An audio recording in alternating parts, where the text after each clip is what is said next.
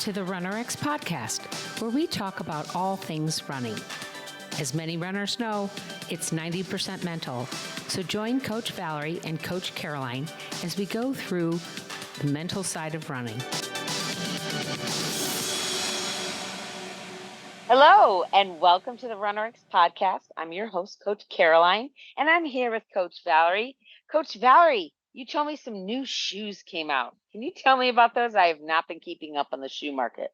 Yes, I'm always up on the shoe market. It's a Yeah. super, well, here's the thing. So and let's just go for a second. It's called a super shoe. And so it's not really, it's a new brand. Well, it's not a new brand, but so Nike came out with the initial super shoe. And this super shoe, the Nike one, came out like, I want to say 4 or 5 years ago. It was when Kipchoge ran the sub 2. So he ran it in this Nike super shoe. And when it first came out, people were like, it's cheating. Like they put this carbon plate in and it magically made everybody faster. That was elite. And this is a really important thing. So the super shoe then also became available to everybody. So they opened it up like anyone can buy this super shoe. And what we really saw was people that really don't run faster than say a, I don't know, 6 or 7 minute mile aren't really getting the data, aren't really getting the benefits of the data of, of the whatever the super shoe is supposed to do, which I'll talk about in just a second. So it was kind of exciting. And then we saw, as things trends do, everyone was still buying it, but we weren't hearing as much conversation. Well, last weekend, this woman won the marathon, the Berlin Marathon, and she won it in a super shoe, but it's a brand new super shoe. It's the most expensive super shoe, and it's only good for one marathon. It's made by Adidas. So this is really creating a super buzz on top of the super shoe. And of course, she didn't just win. She broke the world record. I mean, she ran a 2:14. And so she broke the record. She broke her own PR by like 20 minutes. Like it's really like, it's amazing what that shoe, if people think it's just the shoe, if you will, did for her. So what we were saying, of course, is that, the hard part is we're like, I'm not, how would I say it? If you had $500 to just throw away, I can see where a runner would be like, why wouldn't I try that shoe? Right. I mean, why not? She won. She really enjoyed it, obviously. And, that kind of thing. And then for me, as someone that's been like coaching running for as long as I have, being a runner as long as I have, for me, the thought of a super shoe really to me takes away from the run. She's a super runner. There's no way she could run the run she ran if she wasn't already amazingly talented. So what the shoe does is helps her perform at her optimal performance. So I just want to say this. I was reading this article, and it's in Outside Magazine, and it says it's like a Lamborghini. We could all buy one, but unless you know how to really drive one, it's not really going to benefit you, right? And that's kind of what they now say. They have 13 years of data collection on this specific type of shoe. And they said what we're seeing is no change in the average runner. And we're still seeing the same thing, that unless someone runs sub, say 6 minute miles, they're seeing maybe a 0.9 to 1% boost. And so then, right. And so for someone, they might say, well, that's okay, And then the other thing, though, is to understand, okay, and this is the way this guy wrote this. So this is kind of, this is a researcher that's been researching these shoes. So he said, what people need to understand, that it's not like running on a spring, it's foam. So it really requires that your landing is controlled with every step. Because if you don't land right, then instead your energy and your foot is going to actually be going side to side, and it's going to be really hard on your ankles, and your quads, hips, and ankles are going to be toast long before you get to the end of the race.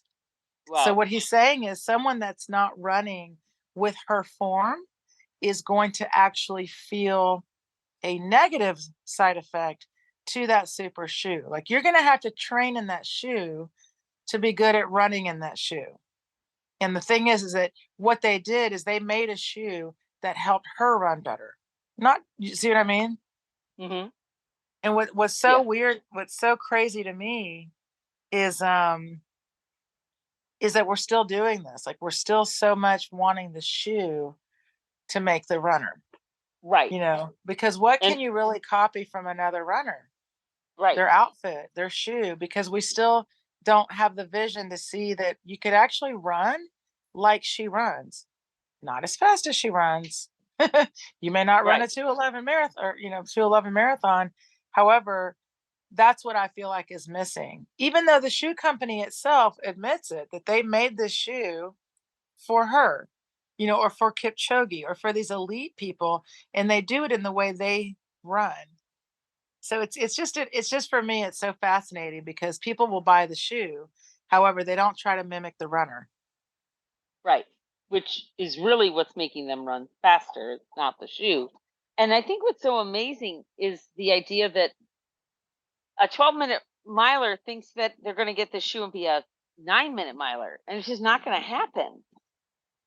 Well, Is and what you're also, saying.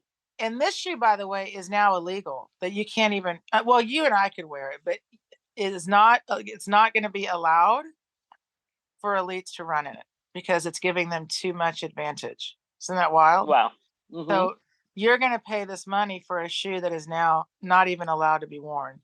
So that's the interesting thing, is that's the way the track and field or World Running Federation is countering this, is to say, okay, we're going to allow you to have this carbon plate, because they really do believe this carbon plate is what's giving them the advantage in the foam.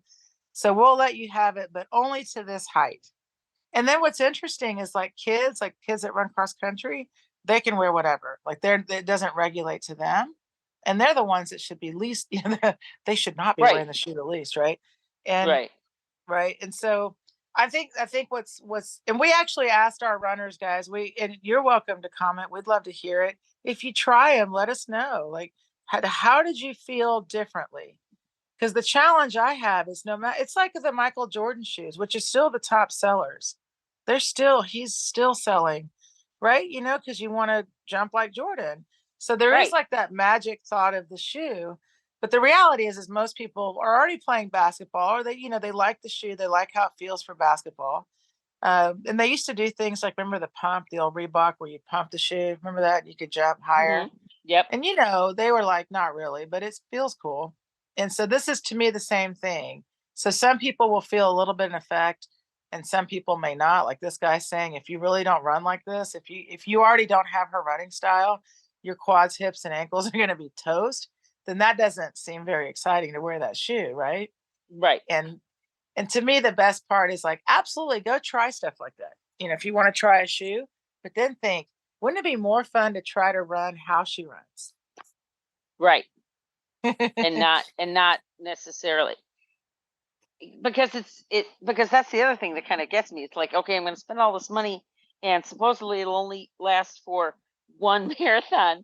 And I'm thinking, and that's probably a 2:11 marathon, maybe a 2.5-hour marathon if you look at time. Ours is going to last for a we 4-hour finish. marathon, or right? What Ours am I isn't gonna- going to last. Are we going to be out there on the track at the half mark, and our souls are coming out because we're just doing our incorrect running method, but even It's if I'm the running Cinderella correctly, shoe. yeah, it's the glass slipper. It had to have hurt. Okay, Well, no, guys. I just mean that like past a certain point, it turns back into the pumpkin, right? So that's an it's even like better analogy. you're gonna get a benefit for about 2.5 hours, and then sorry. Yeah, right when you need it the most. Yeah, right. You're not going to have any spring. So we would love to hear from you guys. Have you tried these shoes? Have you gone? I do know influencers in other areas that run as their hobby that I see doing it, and it always kind of makes me cringe. But that's not fair. I mean, hey, if you're enjoying it or if you got some kind of benefit out of it, we'd love to hear about it. Or if you Sure. felt like, oh my God, I spend this kind of money and it did nothing. Well, let's hear that too. We would love to hear from you. You can email us at.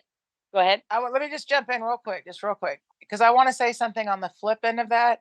You'll also note that I'm not recommending that people just take their shoes off either.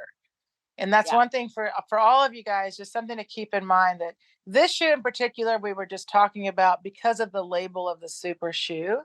So Right. it's not like we're telling you, please don't enjoy having some cushion or anything like that. It's about being comfortable.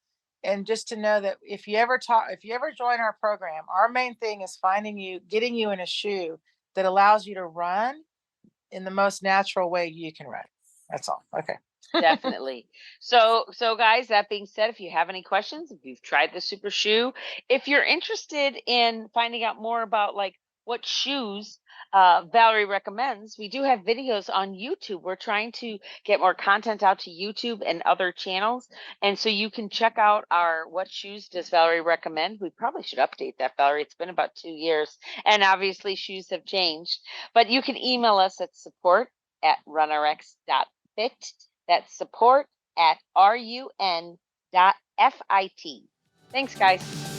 Thank you for joining us on the RunRx podcast.